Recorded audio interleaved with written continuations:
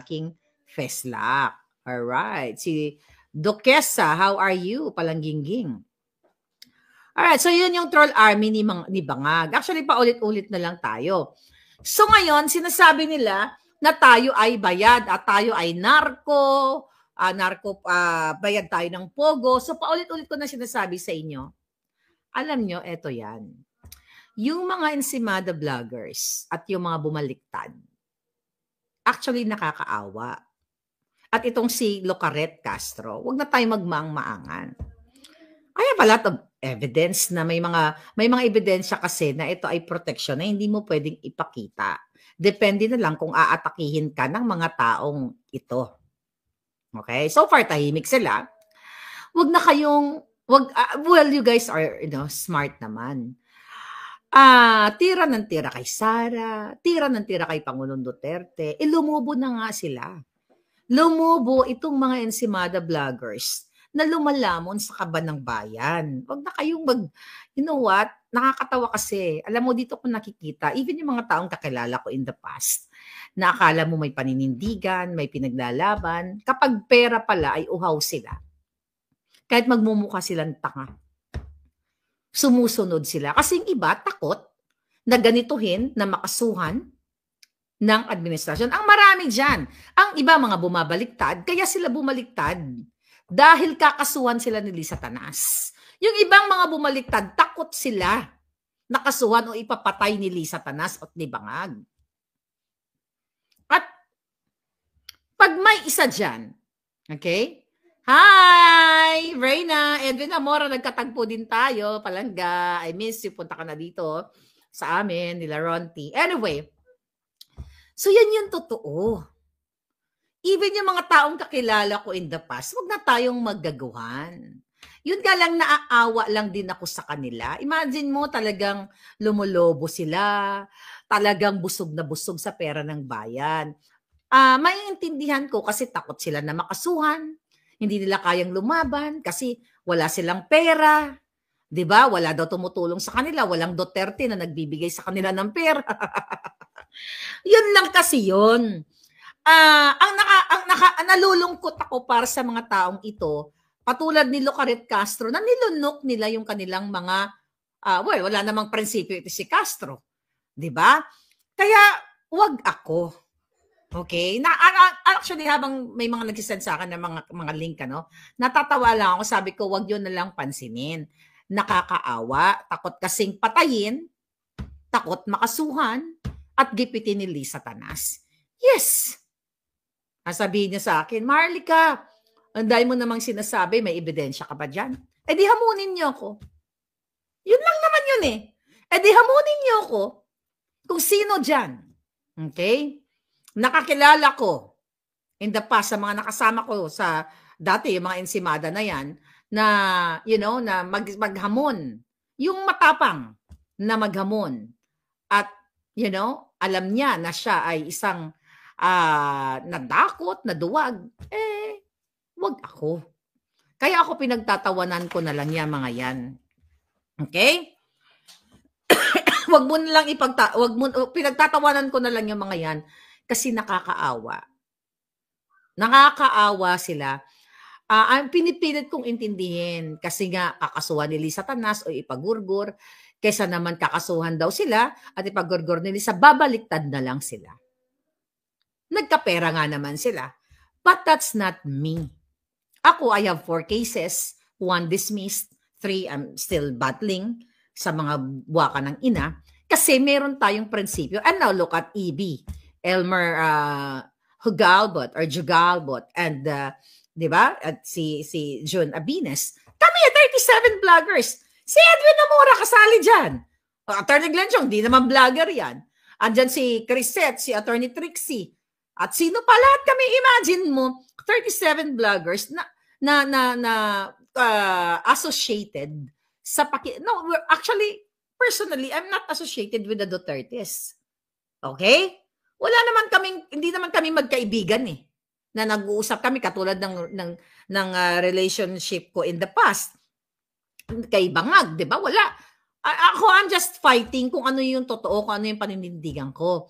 Kaya maiintindihan ba natin yung mga vlogger na bumaliktad dahil unang-una takot silang makasuhan? Takot sila kay Lisa na gurgurin sila? Gipitin sila? Yan yung totoo. Huwag na tayong magmaang-maangan. Huwag na tayong, dapat nga to, mahimik na lang kayo eh. Okay? Tinira ba ako? Wala naman tumitira sa akin so far na di ba? Meron ba? Huwag na tayong maggaguhan. Ako may pagmamalaki ko sa inyo. Nalalabanan ko ito. Hanggang sa huling hininga ko na hindi ako babaliktad. Di ba? Hindi ako babaliktad kasi natakot ako, wala kang pambayad sa lawyer or takot kang mamatay. Hindi ako takot mamatay. Kahit harap-harapan ng labanan sa mga julul na ito, kung lalaban sila ng harapan. But the problem, hindi sila lumalaban ng harapan. So, gagawin lang natin, mag-ingat lang tayo na hindi tayo makuyog ng mga assassins ni Satanas. Pero, well, they know it eh. Naaawa lang ako sa inyo. Alam nyo, kung ako sa inyo, just keep your mouth shut. At magkaroon na lang kayo ng peaceful life. Kasi, what's the point? Diba? At saka, yung iba dyan, pinagtatawanan kayo ni Lisa, ni Embalsamado. Diba? Kasi kaya niya kayong paikutin sa mga kamay niya. Yun lang pala, tatakutin ko lang pala tong isa ko, ito, mga ito. At kakasuhan and everything. Tiyan mo, nag-turned 180 degrees. Anong ibig sabihin yan? Ibig sabihin, I try to understand them na hopeless case. Walang takot maapektuhan ng buhay nila. And iba-iba ang approach ng tao. Merong mga tao na walang takot na lumaban. And congratulations to the 37 vloggers, kami, at hindi pa vloggers na pilit na ginigipit. I salute you guys. Kasi ibig sabihin, putang ina, palaban kayo, maisog. Ang lalo na kayo nasa Pilipinas. Diba? Lalo na kayo nandiyan. Tangay na, dapat talagang magkaroon ng talagang itong 37 vloggers na ito, ipakita ninyo na solid kayo sa Pilipino. Diba? Alam naman natin, in the past, may mga eksena between DDS vloggers and everything. But normal lang yan. That's normal na magkaroon ng hindi pagkakaunawaan paminsan-minsan. Pero sa ganitong panggigipit ni Lisa Tanas, di ba nga junior, ginagamit nilang mouthpiece si Manang Bola. Ba, baby, bobo! Panagutin ang mga vlogger. Di ba? Parang tangang buha ka ng Genemis. Ibig sabihin, kailangan nating maging solid kasi alam mo, maganda rin ito nangyayari sa atin. Tapos nakikita natin na hindi dapat pala tayo nagbabakayan kasi isa yung layunin natin. And that's good. Ako, nakita nyo ba na may mga inaaway ako na na vloggers? Mabait ako. Hindi ako nagpapatuli. Di ba? Mabait ako kasi one day, minsan iniisip ko yung mga tumitira sa akin, magising kayo na tama yung pinaglalaban ko. I'm thankful, magkasama tayo. Okay, go na tayo. Comelec nang haharas. O ito, pinag-usapan namin kanina. Itong si itong si George Garcia, 'di ba? Itong si George Garcia ay hinaharas itong itong attorney na si attorney what's the name? Respicio, okay? Okay. Si attorney Respicio isang lawyer, IT, CPA like attorney Glenn Chong. Dahil siya ay nagpalabas ng video awareness na kung saan na pwedeng ma-hack at pwedeng imanipula ng Comelec, okay, no. Well, Comelec, okay, ng hacker ang ating halalan. Tingnan mo ginawa sa kanya. Kinasuhan siya. Ang gasto sa kanya ay what? Ang sabi nga niya, obsolete na itong batas na ito. I mean, parang hindi ito popular na batas na ginagawa, which is okay, ano sabi niya kanina? Okay, Article 154, Revised Penal Code, Publication and Unlawful Utterances. Na ibig sabihin na ang nilalaman daw ng kanyang video na awareness ay ito ay labag sa batas. Okay? Dahil ito ay nakakasira sa estado natin, sa estado ng Pilipino. 'Di ba? O sa buong Pilipinas. Dahil nagpapakalat siya ng illegal or unlawful nga or kasinungalingan. Paano maging illegal o unlawful ang nagsasalita na eksperto sa kanyang field. Abogado pa. Di ba na matino, hindi katulad kay Lucaret Castro, na pinapaliwanag niya na pwedeng manipulahin ang makina through that source code, access code, okay, na pwedeng baguhin ang resulta ng halalan. Kaya nga kanina sa usapan namin with Attorney Glenn Chong, siya, ang dami niyang sinasabi patungkol dito sa pandaraya ni Satanas, yung patungkol sa source code na yan, access code na yan, sa lahat ng pwedeng kargahan ng SD card, at kung ano pang pandaraya. Pero never ever silang nag-file ng case against Attorney Glenn Chong. Bakit kaya mga bata? Ano sa tingin ninyo? Bakit hindi nag-file ng kaso ang mga bangag kay Attorney Glenn Chong? Baby, bobo, perlas na bilog, sabihin mo, wag kang tutulog-tulog. Anyway, bakit? Kasi may hawak na ebidensya si Glenn Chong na gugulantang sa magang pagmumuka ni Satanas. Okay? Takot ang mga buwaka ng Genemes kay Glenn Chong kasi maraming ebidensya.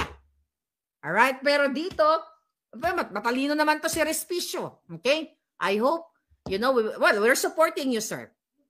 Okay? And I hope makipag-collaborate ka kay Attorney Glenn Chong at, mag-ano kayo, pag-aralan ninyo kung paano nyo boljakin yung COMELEC na yan. So, eto yun mga kababayan, bakit tayo hinaharas? Pinatanggal nila yung video Pinatanggal nila yung video ni Attorney Respicio dun sa awareness video niya. Bakit nila pinatanggal? Hindi ba dapat i-preserve nila as evidence yun? Dahil siya ay kinasuhan, di ba? So, ibig sabihin, yes, so he is a CPA lawyer. Sabi ni Edwin Amora, Palanga, okay? Bakit nila pinatanggal? Dapat i-preserve mo yung ebidensya. Hindi pa ba malinaw sa sikat ng araw na itong baka ng inang George Garcia at bangag at si Satanas lahat ang author niyan, inuutusan niya na harasin nyo itong mga tao about sa election kasi dadayain talaga nila yung election.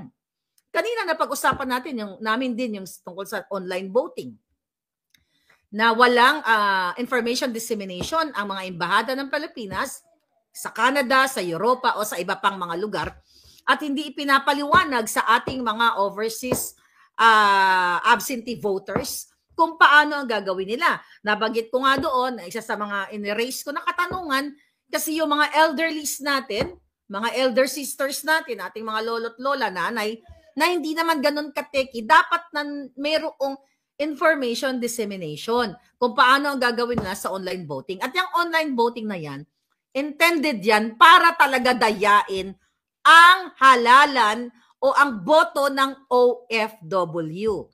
Why? Kasi alam ni Satanas, alam ni George Garcia, alam ng Bangag administration na hindi sila mananalo sa overseas voters. Yan ang katotohanan dyan. At saka IT auditor yan, huling-huli si COMELEC, sabi ni Reyna Elena Edwin Amora. So yun nga, alam naman natin yan. So kaya ngayon, ang intensyon ng online voting na yan, para dugasin, para dayain kayo. Kaya nga nagtanungan kami kanina, ano ba ang ultimate solution? Sabi ni Prof. Ana, hindi election ang ultimate solution. Ako, the ultimate solution is to gurgur all the bangags. Imagine nyo kung magurgur nyo lahat yung mga yan. Di ba? Matanggal lahat ng mga hinayupak na yan. Eh di, magkakaroon ng, sabi nga kanina, marireboot yung bulok na sistema. So kaya ito yung pangaharas nila sa atin, mga kababayan. Ito na yung pangalan nito. Ito na yung bunga ng mga bunganga natin. 'Di ba? Mahal na rin. Ito yung bunga ng mga bunganga natin, kaya tayo sinusuppress ng ganito. Yung ating mga karapatan na magsalita ay sinusuppress tayo. Tapos yung mga ensimada, syempre, sila ay mga tagapagtanggol ni Bangag. Kahit nakikita nila, ay ba dyan, alam nila adik si Marcos Jr. Pero takot sila. Takot sila dahil magurgur sila, makasuhan nga naman. Maintindihan mo naman na ang pag-file ng case talaga sa Pilipinas ng mga buwaka ng inang mga politikong ito para bigyan kayo ng burden, para pahirapan kayo sa inyong mga finances. Siyempre, kung wala kang pera, paano ka makakalaban sa mga to? Di ba? Madi-default yung case mo. Panalo na sila. Katulad ng ginawa nila sa akin, di ba? Nung unang kaso, nagpakalat sila ng kasinungalingan na si Maharlika ay matatalo. 99.9% ay panalo sila at sila ay makakakolekta ng $2 bilyong sa akin. Di ba? Ano, dolyar, million lang pala. Excuse mo. Okay? $2 million. Ano nangyari sa kanila? Nakolekta ba sila ng $2 million? So, ito yung propaganda nila. Ito yung pangaharas. Ito yung pananakot nila. It just so happened na yung alindog ko hindi nagpatinag sa buwaka ng inang Lisa Marcos na isang kidnapper, isang imbalsamado ang pagmumuka. Now, i-defend nyo ngayon si Lisa Marcos dahil what? Hindi siya binugbog ni hindi siya binugbog ni Bangag. 'Di ba? Ang nagbugbog sa kanya yung doktor na nagsisimula sa letter A. Yeah, yun daw ang bumugbog sa kanya. Dapat na tinuslok niya na sa mata. Dapat in-inject mo na yung filler doon para naman naging hero ka, Dr. A. 'Di ba? Para naman may nagawa kang kabutihan sa bayan. Oh, dapat tinuslok mo na sa mata para diretso na. Oh, 'di ba? Nakita mo? Oh, wag yun nang i-defend dahil si Lisa Tanas, kahit anong gawin niyang pagpapapiller, pagpapabotox o kung ano pang procedure, ang kailangan sa kanya total dapat overhaul, okay? Ipabulkit bala ang iyang giti. Lisa, imo bala giti ipabulkit mo. Yan, kahit anong gawin ni Lisa Tanas na magpapa-beauty, never ever magiging beautiful yan. Why? Para naman kayong walang alam. Kahit kayo ay hindi medical, nawala kayo sa medical field. Hindi po ay epekto ang gamot sa taong laging kargado ng pulburon at kargado ng alak. 'Di ba? Kahit ilang formalin ang isaksak mo diyan, hindi na titigas ng titigas yan. 'Di ba? Ngayon, hindi na yan, huwag ka na mangarap, Lisa Tanas, buha ka ng inakang hinayupa ka. Magnanakaw ka, kidnapper ka pa, at ngayon, gusto niyo ng bagong chika bumbum. Parang namiso yata yung alindog ko sa mga ganitong klase, di ba? Hoy! Bilat! Ano yung naulinigan ko? Okay, ito ha. Ito si Polidong, yung Polido na binigyan ng Hermes ni John Vic ayon sa ating source. Oy, John Vic. Yung DILG secretary. Okay? Alam niyo ba kung ano chika boom boom? Ayon sa ating source, oy, John Vic, crush ka daw ni Imbalsamador. Imbalsamado pala. Napag-alaman natin na si John Vic ay favorite na ngayon ni Lisa Tanas. Kasi pinapangarap ni Lisa Tanas ayon sa ating source na matsuktsak siya ni John Vic. Di ba? Ew! Paano na yung polidong-polido? Imagine mo, kung mangyari yung tsuktsakan, matapos isaw-saw doon sa polidong-polidong kipay, tapos isasaw-saw mo yung oh my God! Kadiri! Di ba? Yan. Boses Boses puso. Lakad-lakad sa batuhan. Mga baboy, di ba? O yun ang napag-alaman ko na itong si John Vic ay crush ni Lisa Tanas. At gustong magbika-bika daw ng kanyang kipay dahil crush siya ng bonggang-bongga. At hindi yun nagtatapos. Wala naman tayong pakalam sa mga crush nila. Crush, na yan eh. At sinasabi ni Lisa, kaya magkaaway talaga si Tamba ngayon at saka si John Vic. Si John Vic, si Lisa Tanas. Why? Kasi ang pinupush ni Lisa Tanas sa mga business sectors katulad na lamang kay Mr. Pangilinan, di ba? Paano ko naman nalaman yung mga ganyan? Baby! Paano naman nalaman na ang lola ninyo na crush ni Lisa Tanas si John Vic? Di ba? So, ibig sabihin, chinichika daw. Diba? Mag-ala Christopher Min tayo ngayon. Alright? So, itong si Lisa Tanas ay pinupush niya na maging presidente sa 2028. Maging presidentiable. Tatakbo sa presidente si John Vic Remulla. Kaya siguro, baka kapalit ng bika-bika. Ito lang ang tanong ko, John Vic Remulla. Kaya mo bang ituton ang isang... Ay, ambot sa inyo mga linti ka mo. Nadadamay ako dito. O, sige na lang. Ilongguhan na lang. Ano, di ba siya? Ikaw, John Vic Remulla, sarangan mo ba ituton inang gaga na ino na ang iya po tayo ang iya bilat naga ulbo-ulbo na parang puro formalin. O sige gid abi Commander Aguila. O kaya mo bang mula sa pulido maitot-itot ka gid dito? Kasi type ka daw eh. Type ka daw kaya ka ngayon pinupush na ikaw ang maging presidente over dito kay Tambaluslos. Syempre nakakahiya naman kung si Lisa Tanas pantasyahin niya si Tambaluslos. Hindi magkakaroon ng enkwentro kasi pareho silang butod. Paano papasok yung espada kung sila ay parehong butod, di ba? Ay hanggang hanggang jugjugan na lang na ganon. At least medyo si John Vic, medyo pati puno, di ba? Papasok talaga yan, you know? Kadiri. O nga, kadiri, no, Carlo? Kadiri talaga. Oh my God. John Vic, yan ang hamon ko sa'yo. Maitot ka gid sa'yo, linti. Ay, ambot. Imagine ninyo, kadiri talaga. Imagine ninyo, kung ituto ni John Vic, di ba, si Lisa Tanas na bangag sa alcohol at sa pulburon, tapos yung mukha niya, tinuslok pa ni Dr. A. Di ba? Nakita niyo yung kanyang mukha, di ba? Parang siopaw na panis o ensimadang panis. Gaga ka!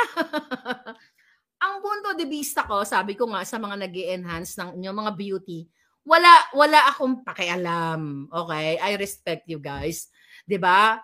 Magkakaiba tayo eh. Pwede ka naman sabi nga nila kapag tama ba? Kung gusto mo na magpa-botox or mag-enhance ng iyong beauty, bata ka pa lang, umpisahan mo na like inyong 25, 30s. Base dun sa mga nabasa kong article, I don't know kung gaano ka-true yun. Pero hindi mo na pwedeng pagandahin ang kuro-kurubot. 'Di ba? Paano mo na pagandahin yan, oy? 'Di ba tigulang na mahunit na, linti? 'Di ba? Kahit ituton mo na si Lisa Tanas, waay na na. Ang magwa dira, baka pulburon, magsirit-sirit gid. Ay, ambot sa inyo, Ninski, katawa-tawa kagida. Sabi ni Nora Nuesca, maantot na daw yung kipay, boom. You know, kidding aside, kasi ang involved dito, alam mo kahit itot-itot ang ginaistoryahan natin, at stake ang kinabukasan nyo dito. Ano bang kapalit ng itot-itot na gusto ni Lisa Tanas? Bakit niya, ayon sa ating source, bakit niya pinoprograma? Kasi crush niya. Namatay na kasi yung crush niya, di ba? Sige nga, ang mga nakakapalo sa akin, sino ang crush ni Lisa na natsugi? Na questionable pa nga ang pagkamatay nun eh. Dapat nga forensic yun, baka nilason yun eh. Hi, Joseph from Belgium. Sino yung crush ni Lisa na namatay na? Okay, si Susan Bartolome Wagar, nakuha niya. So, ibig sabihin, nagbago na naman siya ng crush. Kasi, akala ni Lisa Tanas, yung itsura niyang kuro-kurubot, namamaga na ngayon yung pagbumuka niya dahil tinuslok ni Dr. A. Oy, Dr. A, nasira tuloy yung karir mo. Tangay na kung ako, hindi ako pupunta sa'yo. Tangay na yan ang model mo, si Lisa Tanas.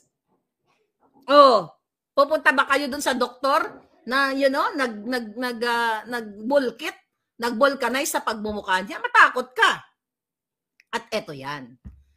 Okay, fine. Sa kabila ng kargado si Lisa ng kanyang alak, pulburon, hindi natatablahan yan, mga kababayan.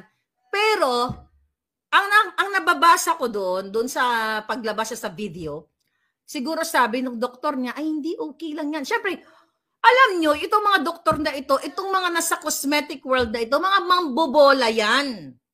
Hindi madam. Normal lang yan. At saka, okay lang yan. Magandang mag-shades ka na lang. Kaya nga siya nag-shades.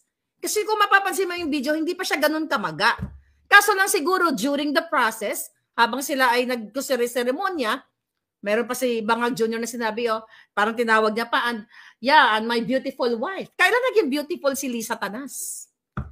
Diba? Ugly in and out. Hindi lang yun. Beyond repair na yan si Lisa Tanas. Yung pag-uugali niyan, nilagpasan niya si Satanas actually. Di ba? So mabalik ako dito sa overhauling o sa vulcanizing. Ipabulkit bala ang bilat mo, Lisa, para kahit papaano, you know? Ano? Para kahit papaano, lumiit naman yung kipaylabo mo. At ikaw, di ba, sa dami mo ng ginagawang kabalbalan, ha? Busy ka sa pagnanakaw, busy ka sa panghihidnap, pati sa itot-itot, gusto mo pa maging busy. Ngayon, ang tanong na lang natin kay John Vic, kaya mo ba? Ituton, si Lisa, ha? Oh my God. Kapalit ng presidensyable o ng pagiging president, suportahan ka niya para magpresidente ka, pisting yawa. Lahat ng ito'y pagtatakip sa rumaldumal na ginagawa, ulit-ulitin natin.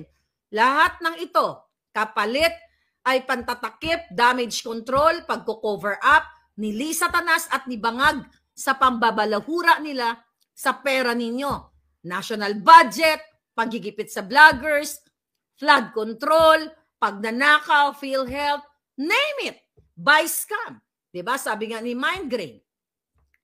Lahat ito pagtatakip. Tignan mo yung ginawa ni Manang Bola, ni Castro. Magandang umaga! Ang intensyon ng ating Pangulo ay hulihin ang mga vloggers. Imagine ninyo, ang trabaho niya ay para hulihin o pagparusahan ang mga vloggers only sa Bangag administration. Madaming pwedeng gawin ang isang spokesperson kung sila ay gumagawa ng tama. Pero hindi nga sila makakapag-deliver ng mga matatinong salita, kaya gagamit sila ng batibot way, di ba? Ng mga ganong kadyotahan. Kasi hindi mo, beyond repair na ang Bangag na administrasyon. So ang punteryahin, ang Pangulong Duterte, na in the past, lahat, 3 years na si Bangag. Wala siyang ginawa, para din siyang sinoy-noy. Si Boy Sisi. Sisihin ang presidente, sisihin lahat. Kung di ba naman gago yung buwaka ng inang Bangag na yan, eto, tignan nyo to. Kung si Duterte ay hindi maayos ang pagpapatakbo niya ng gobyerno, in the first place, kung matino yan si Bangag, hindi yan nakipag-alyansa sa mga Duterte. Pero dahil user, itong si Bangag, diba? Si Amy Marcos, kaya sila dumikit sa mga Duterte. Kaya paano mo papaniwalaan ng Bangag? Salta ng salta ngayon, previous administration, Duterte. Putang ina, wala nang ibang dialogue kundi Duterte. Alam nyo, the only, what you call it? The only panangga, or anong word doon, para ma-counter, the only way para ma-counter mo ang mga negative or negativity na binabato sa'yo ay yung performance mo. Hindi ba dapat ipakita ni Bangag kung ano yung mga performance niya? Like yung bridge diyan na natumba, na pinapag-usapan natin kagabi. Imagine mo sisihin na naman kay Duterte. So bawat kapalpakan ng gobyernong Bangag, si Duterte. Di ba? Excuse me. Si Duterte na lang. Wala siya pinag-iba kay Noynoy. Di ba si Noynoy na-question din ang kanyang mental capacity. Si Bangag, hindi lang basta nako-question. May ebidensya na siya ay nag-addictus benedictus. Siya ay addict. Nakita niyo naman sa video kung paano nila pagtakpan. Hindi lang yon. Nasundan na mga testimonial ni J.M. Morales nung araw ng kagitingan, yung kanyang pulburon dito. Ewan ko nga sa inyo eh. Kaya nga kung ako tatanungin ninyo, well, yun nga, it's a constitutional na every 3 years ay nagkakaroon tayo ng midterm election or election, di ba? So wala tayong magawa dahil constitutional yan. Pero kung ako talaga tatanungin nyo, wala rin mangyayari yan. Okay, fine, maipanalo natin ang ating mga kandidato para nga po protektahan si Inday Sara sa kanilang, naambang impeachment na yan. Pero ang bottom line ng buhay natin, buhay nyo pala dyan sa Pilipinas, paulit-ulit na lang. The only thing, kung ito nga naisip ko lang to ngayon, kung kaya nyo mag-spend ng time during election day, like sa May 12, para ipahayag ang inyong sagradong boto na dadayain din naman ng COMELEC at ng mga bangag. Oy, tangina mo, George Garcia. Di ba? Bakit hindi kayo mag-spend ng isang araw para ilagay ang boses ninyo diyan sa kalsada? Ipahayag ninyo lahat. Kasi wala naman mangyayari dyan. Mag-election man tayo, magnanakaw pa rin mga buwaka ng inang yan.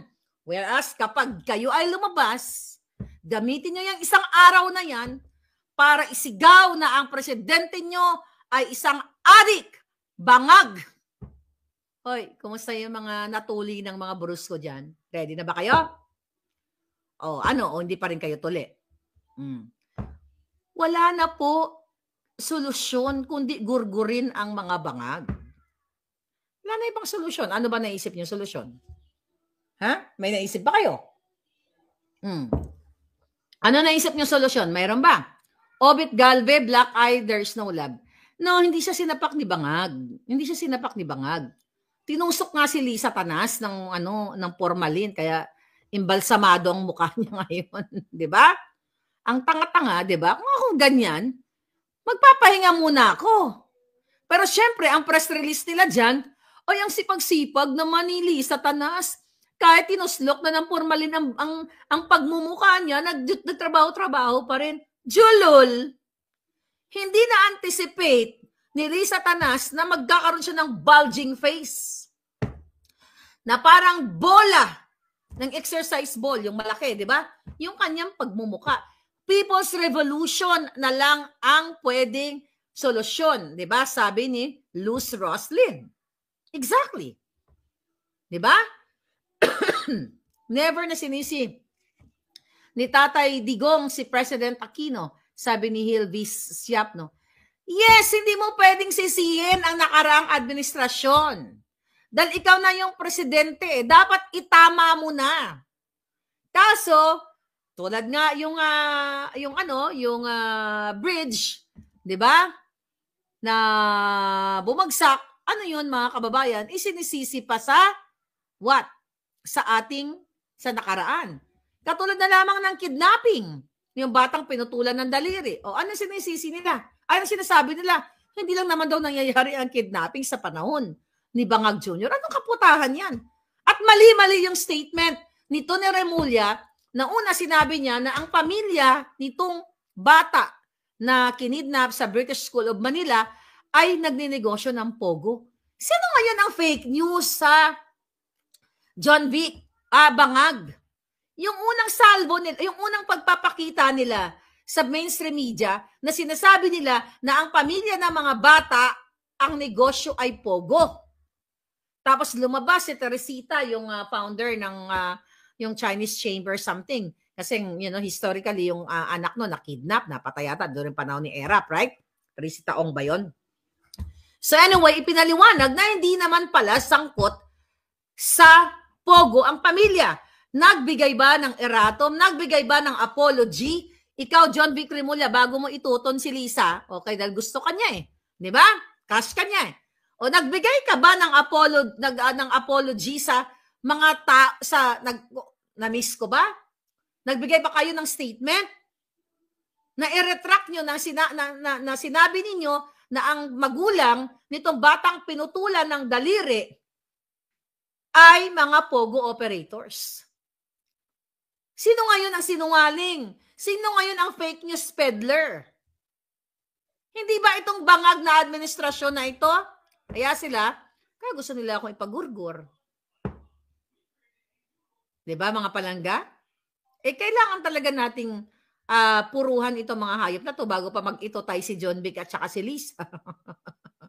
Papayag ba kayo? Okay, ito yung tanong ko ngayon. Papayag ba kayo mga palangga nga ituto ni John Vic si Lisa kapalit ng presidenteng support niya for presidential in 2028? Kasi ang original plan nila si Tambaloslos ang kanilang kandidato. Sabi ni Congressman papayag daw. O di ba? So yun, para maganda, ang advice ko lang sa iyo, Tambaluslos, para hindi kayo nag-aaway ni Satanas at hindi mabaling ang kanyang atensyon kay John Vic, mag-threesome na lang kayo. Di ba? Mag-threesome na lang kayo ni Imbalsamador. O Imbalsamado pala. Oh, sabi ni Wildflower, payag daw siya. Sabi ni Carlo, kadiri daw. O nga, kadiri talaga. Now what? Kumusta naman, Reyna Elena? Kumusta naman ang Amerikana kong kaibigan? So recently, alam niyo ba na nagkaroon ng meeting dito sa Oval Office, di ba? Parang Malacanang, sa White House, para, a counterpart o equivalent ng Malacanang sa atin sa Pilipinas. Na kung saan itong si Zelensky na isa ding Judictus. Di ba? Manang-mana kay to eh. Manang-mana to kay Bangag eh. Di ba? Nagkaroon ng pag-uusap dito sa Oval Office na kung saan itong si Lolo Trump ninyo ay talagang gusto niya sanang magkaroon na nga ng deal kahapon na mapirmahan nila na kapalit ng tulong namin ng mga taxpayers dito para matigil na magkaroon na ng ceasefire o end yung war between Russia and Ukraine, pumirma itong si Zelensky na kapalit ng pera namin ng tulong, billions of money ng mga Amerikano o ng mga taxpayers ay yung deal na kung saan magkakaroon kami ng access sa kanilang mga earth minerals. Yung mga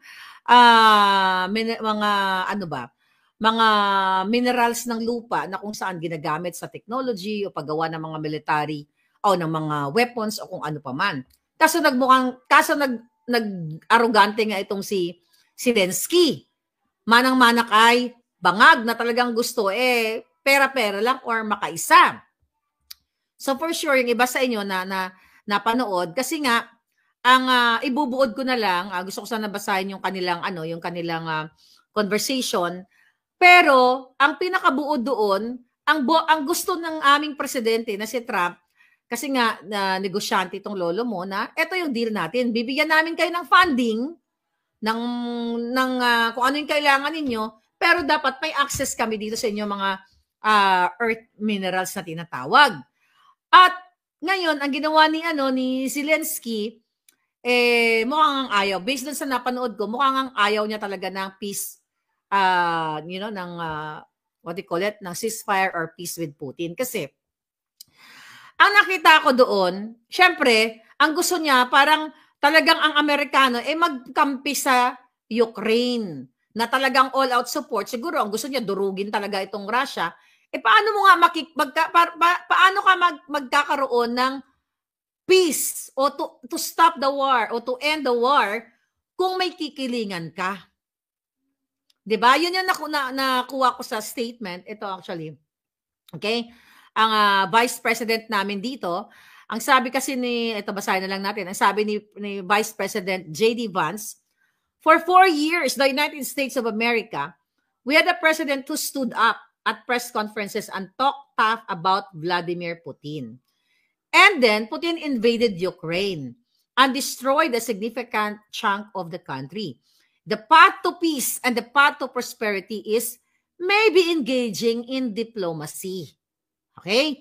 We tried the pathway of Joe Biden, of thumping our chest and pretending that the President of the United States' words mattered more than the President of the United States actions.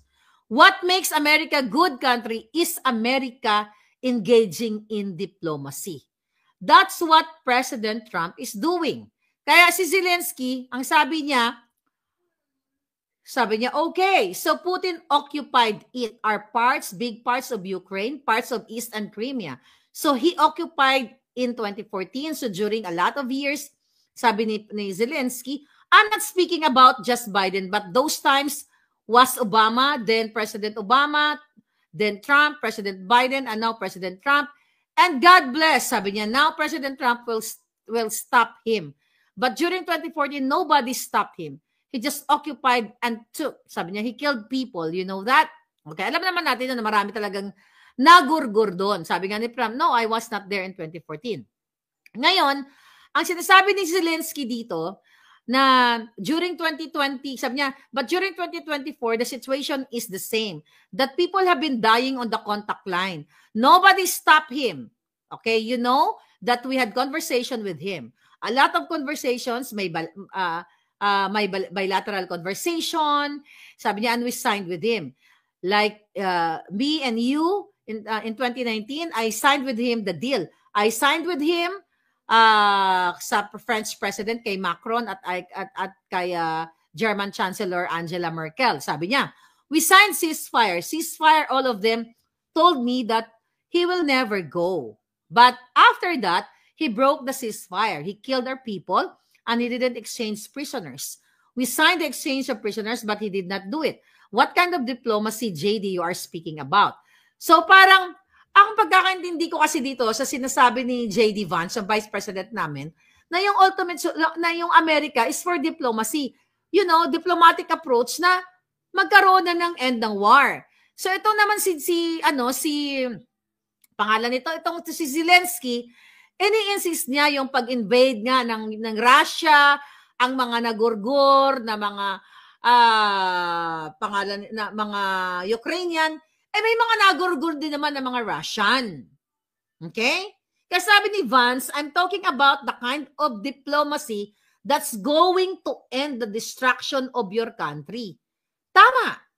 Sabi pa ni Vice President Vance, Mr. President, with respect, I think it's disrespectful for you to come into the Oval Office to try to litigate.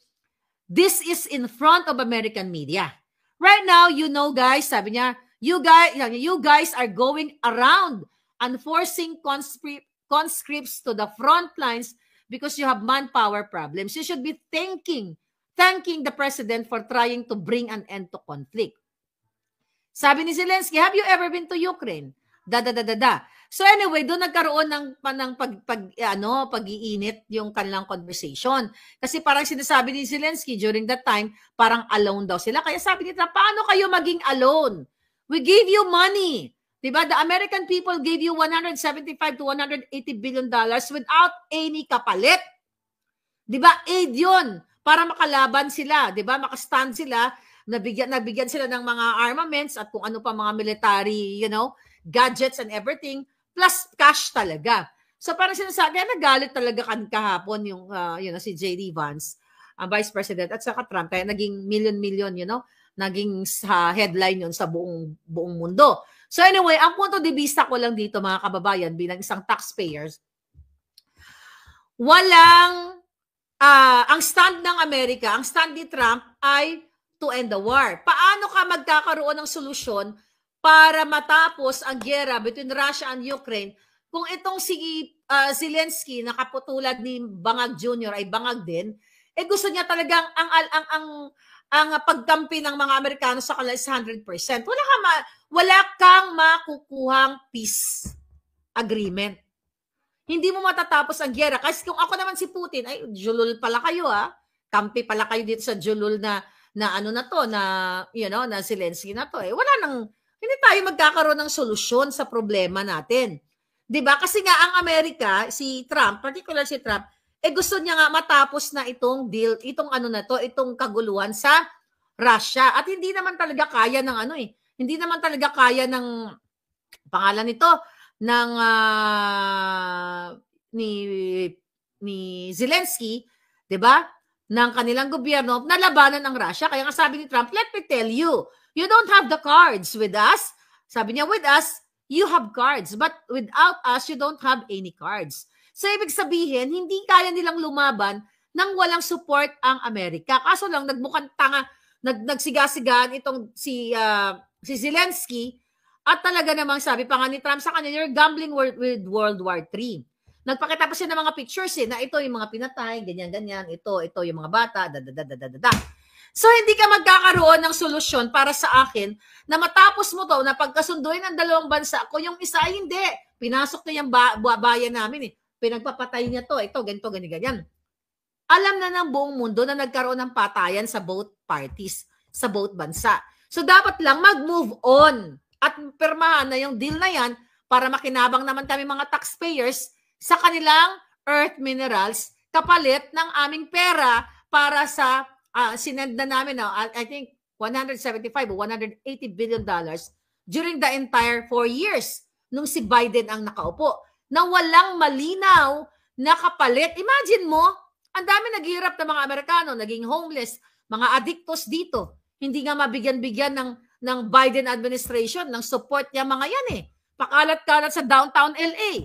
Ang daming mga naghihirap din ng mga Amerikano. Pero that's 180 billion ibinigay namin sa Ukrainian government, di ba? Nang walang kapalit. And now, here is Trump na nagsasabi, okay, ito yung deal namin, puputulungan ka namin kung ano yung pangangailangan nyo, and then we will talk about peace with Putin, ayusin natin to para matapos na ito. Ito yung kasunduan natin. Kaso sigurista itong si Zelensky. Gusto niya daw ng ano tawag dito? Ng security guarantee. Na kasunduan na, ano pa ba ang security guarantee na gusto niyang hingin sa amin? Tangay na wala nga kaming napala doon sa 180 billion for 4 years na si Julianin Biden na naging presidente. Ibinigay lang namin yung pera at yung mga armaments. Ano gusto niyang sigurista ngayon? At kaya sabi ni Trump, okay, sige. 'Di ba? Kung ano tawag dito, kung sabi pa nga ni Trump, I gave you the javelins to take out all the tanks. Obama gave you shits. Parang sabi ni Trump, binibigyan kita ng ng power or ng bala, 'di ba? Samantalang si Obama during his time, ang binigay sa iyo mga kulambu lang o kaya yung mga mga pipitsugin, 'di ba? Mga pipitsuging aid na hindi naman talaga nagprotekta sa Russian government. So ngayon, ito yung nangyayari ngayon sa amin. Gusto ko lang magkaroon tayo ng update kasi talk of the universe ito, na walang magaganap na peace between Russia and Ukrainian kung ang kanilang presidente ay ganito ka sigurista at asshole. Imagine mo, 100, ko sana binigay na lang sa akin yung kahit $1 million doon. Di ba? Sana man, hindi tayo naghihirap ngayon, no? Sana yung 180 billion na yun na binigay sa Ukraine, di ba? Sana lumapit na ako kay Lolo Biden. Pwede ba kahit 500,000 na lang ibigay? But anyway, seriously speaking, mga kababayan, America first. Yan talaga ang ni Lolo Trump. But in terms of, by the way, yung immigration, ngayon, kasi siyempre yung mga press release o yung mga balita dyan sa Pilipinas, na yung mga Pilipino daw nagtatago na, yung mga undocumented and everything, hindi po totoo yun. Hindi totoo na yung mga Pilipino dito ay kakaba-kaba. Yun ay highlight lamang ng mga tiwali o yung mga siraulong mga reporters. Ang inuuna pa rin ni Trump dito, ng Trump administration, yung mga sindikato katulad ni Lisa, yung mga nangingidnap, yung mga sangkot sa drugs, yung may mga ginugurgur o mga kriminal. So far, yung mga kakilala ko na mga undocumented, and they're doing their part, their efforts para maayos yung kanilang mga papel and everything, okay naman. So kung meron man kayong mga kamag-anak dito na maaaring nag-aalala kayo, for sure nakakausap nyo sila, hindi po ganun ang pinapakita sa media na talagang tinutugis lahat. Ang mga tinutugis talaga yung mga kartel. Yan ang nakikita ko kahit dito sa Los Angeles. Yung mga nakikita ko yung talagang may kaso, mga gumugurgur, uli, nangingidnap katulad ni Lisa Tanas at ni Bangag Jr. So, what else mga palangga? 3, sabi ni Supra, 300 billion financial support ng naitulong ng USA. 300 na ba? Billion? Oh. Pero kasi nabanggit kanina na sa 175 to 180. Whatever, 100, 150. Still, mga kababayan, ay malaki pa rin yun. 'Di ba? Kaya nga, tama lang na ako, syempre bilang isang taxpayer, 'di ba? Kung ikaw ay nasa isang bansa, ayaw mong ibigay yung pera ng mamamayan, 'di ba? Doon sa ibang nasyon. Tapos ang mga tao mo naghihirap. So like ako bilang isang Filipino-American, gusto ko yung natutulungan kayo diyan. 'Di ba? Nabibigyan kayo ng aid. The problem, yung aid na binibigay namin, hindi naman nakakarating sa inyo. Napupunta sa butod ni Lisa Tanas, napupunta sa pang-botox ni Lisa, sa pang-filler ni Lisa, sa pagpapaaral niya sa kanyang ampon. 'Di ba? Sa mga ampon niya, marami siyang ampon. Pagpapaaral ni Lisa sa mga ampon niyang baka malapit na mamatay, baka yakapin na ni Aida. 'Di ba? Mga ganyan. Marami siyang ampon na may mga Aida. Kaya nga siya meron na eh. Hindi natin alam. Okay? So, dyan kasi napupunta yung aid namin. Maliban sa ninanakaw nila ang US aid. Oh, Lolo Trump. Oh, ha? Alam mo na yan. Na maliban sa aid na binibigay namin ng Canada, ng Europa, di ba? Ay, yung pera niyo mismo ay ninanakaw nila. Walang kabusugan. So, kaya kung tatanungin ninyo ako na mag-agree ba ako sa ginawa ni Trump na hinold niya muna yung mga financial aid na yan, mga foreign aid na yan, yes. Pero kung napupunta yan diretso sa taong bayan, mga palangga, go ako dyan. Di ba? Ibigay ko pa lahat ng yaman namin dito. Sabi ko, ibigay mo na yan sa mga palangga ko. O kaya sakupin mo na lang yung Pilipinas. Di ba? Kasi mga demonyo naman yung mga namumuno. Katulad di Bangag, sakupin mo na lang para magkaroon ng equal opportunity at benepisyo ang aking mga palangga. Maging 51st o ang Canada, di ba? Sabi, 51st state. O, sige, 51st state na kayo. O at least, ang namumuno sa inyo, hindi Bangag. Di ba? So, this world is really challenging. But dito sa Amerika, ay we're glad ay natanggal na o nakalayas na ang isang defective na presidente, no? So ngayon ay meron kaming presidente na America first. Ganun ang deal. 'Di ba? Ganun naman ang deal sa sa countries, country to country deal, 'di ba? Hindi pwedeng bigay lang kami ng bigay ng pera sa inyo, mas wala kami mapapala. 'Di ba? Ganun naman na. Sa Amerika, bakit pa kami nagbibigay? Ba't ba ang Amerika? Kami dito nagbibigay ng support sa Pilipinas.